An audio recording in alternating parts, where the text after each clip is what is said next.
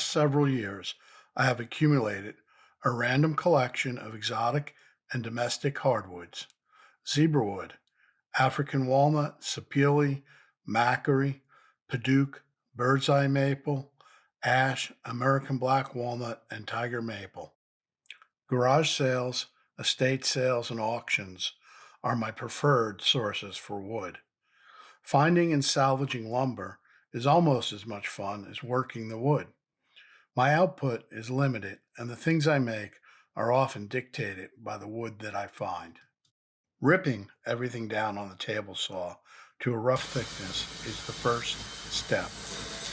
I prefer my cutting boards to finish out at inch and a quarter thick. However, anything in the range of 3/4 inch to 1 3/4 inch will work just fine. After gluing, clamping, and planing, I was not too surprised that one of my cutting boards was warping. I do not always know if the boards I'm buying are kiln dried or air dried. Ideally, lumber should be kiln dried to a moisture content of 8 to 12%. Air dried lumber would be about 20% at best. For cutting boards, you can get away with air dried lumber most of the time. In this case, I think the ash is the problem.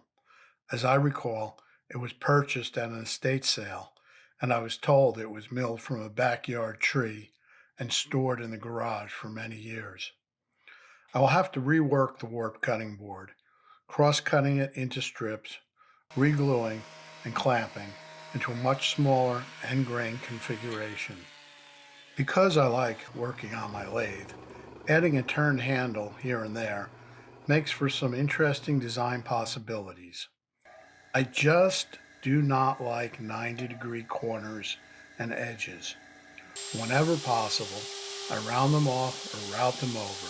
As both my personal signature and as an embellishment, I like to add a small decorative inlay of dyed laminated wood veneer. Sanding with 120, 150, and 220 grit sandpaper, finished off by several coats of a food-safe mineral oil, and then a quick rub down with beeswax to give them some luster. These boards are ready for the kitchen.